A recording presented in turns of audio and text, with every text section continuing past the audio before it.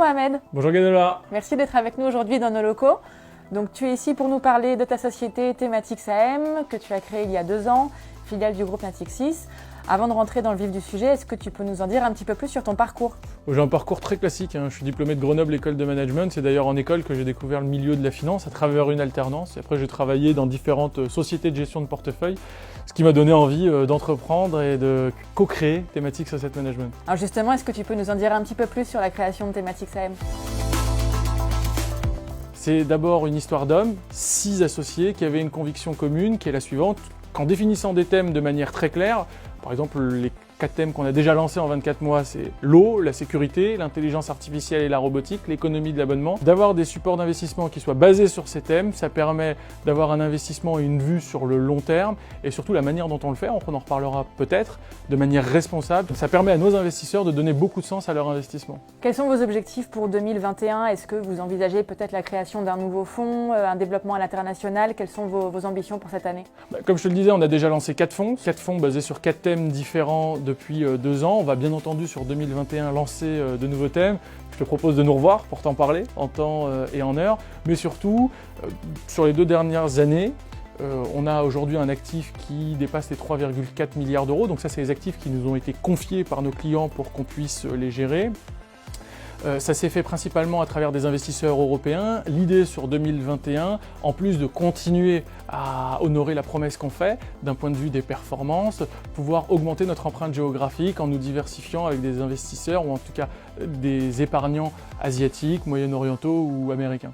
Imaginons, je suis cliente, je veux ouvrir un contrat d'assurance vie, j'ai plusieurs centaines de fonds qui sont à ma disposition. Qu'est-ce qui fait que je vais choisir des fonds de la gamme Tematix?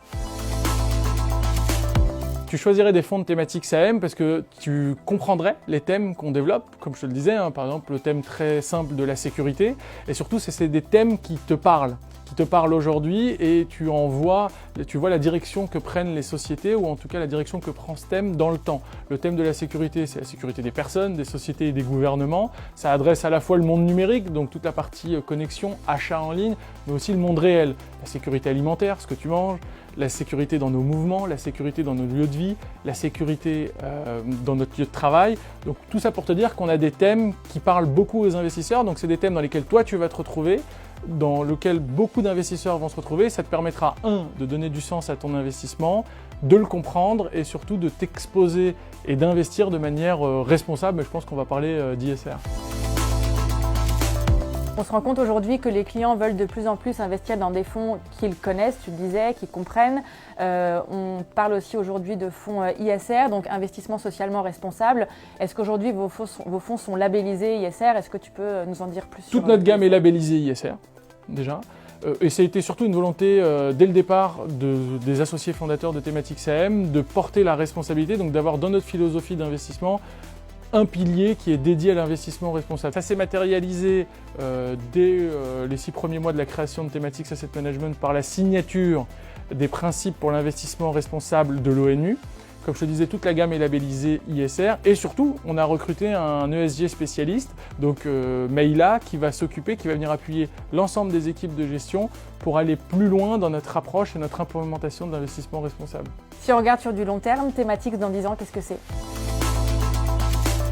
J'espère que sur les 10 prochaines années, on continuera de délivrer le rendement qu'on a délivré jusque-là à nos clients. On va, je l'espère, continuer à identifier de nouveaux thèmes, comme le thème de l'économie de l'abonnement qu'on a lancé en 2019. Donc continuer à trouver de nouveaux thèmes, continuer à être les leaders de la gestion et devenir surtout de manière indiscutable les leaders de la gestion thématique en Europe. Et surtout, comme je te le disais, une de nos volontés, c'est de pouvoir mettre ces solutions à disposition d'autres investisseurs dans le monde. Et pour terminer, la question bonus, quelle pourrait être la devise de Tematix? C'est une question dure, c'est une question difficile. Je vais plutôt te donner quelques mots qui caractérisent Tematix Asset Management. Comme je te le disais, c'est une histoire d'hommes, c'est aussi une histoire de professionnels qui ont des convictions. Donc le premier mot, ça serait conviction.